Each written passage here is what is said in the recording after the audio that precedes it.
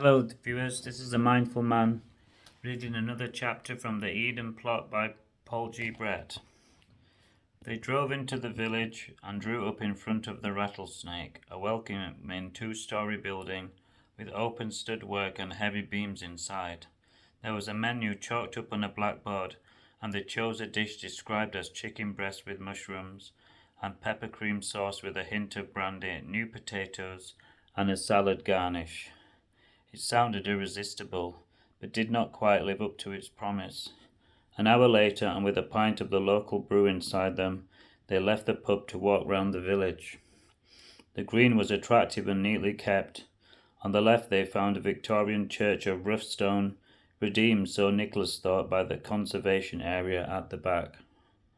There was pepper saxifrage and scarlet pimpernel there, and mouse ear hackweed. Such romantic names, he thought. Hill House lay further along, though there was no hill in sight, and white-painted weatherboarding and curtains in the windows. "They're probably Mr. and Mrs. Hill," he said, and exchanged a knowing glance with his father.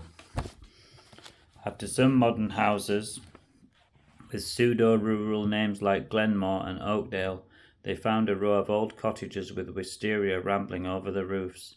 A timbered house at the end of the green was the best building. It had steep gables, a ridge-line made uneven by the passage of time, and a charming overhanging room above the porch supported on silvery grey wooden posts. It was called Bridge Farm. Turning back along the other side of the road, they passed the small village shop. On a notice board outside were the dates of meetings of the parish council and posters about village activities. Bowls, the WI, and a Friday night disco from 7 till 9. They smiled at the thought that there must be young people in the village who should not dance and cavort beyond that early evening hour.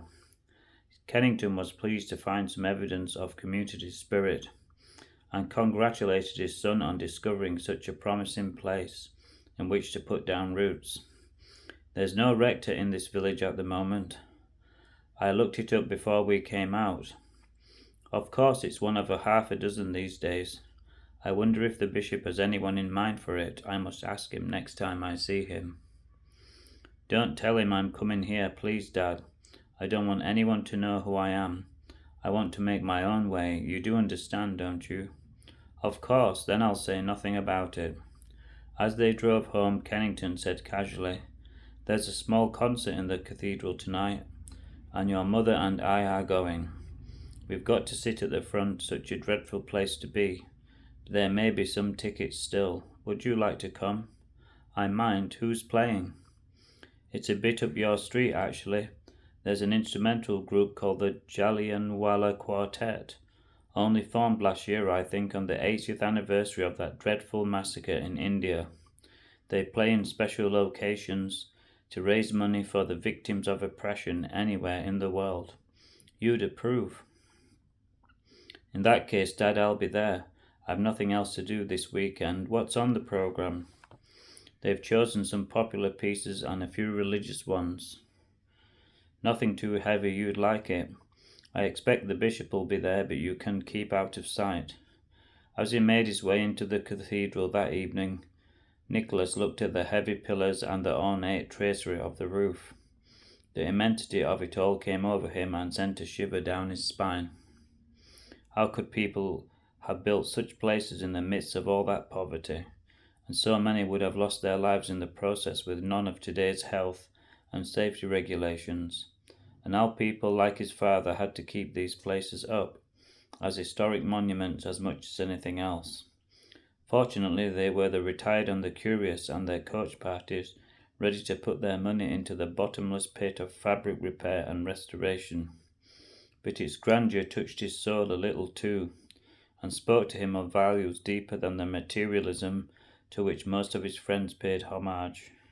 He picked his way along a row near the back and found his seat. "I know you, don't I?" he said, leaning back a little and peering at his neighbour. "Yes, you do, and you're the dean's son, aren't you? I'm John Northwood. I work in the diocesan office."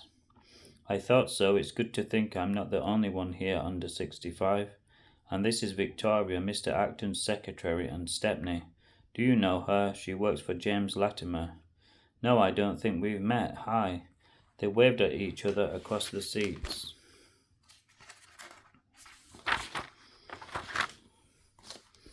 A moment later, the players came in from the vestry carrying their instruments aloft, and a hush fell on the audience. As the principal violinist rose to introduce them at the evening's programme, a round of applause broke out. There's hope yet, said Nicholas quietly. Yes, we must talk in the interval. There's a wine tent somewhere, I think.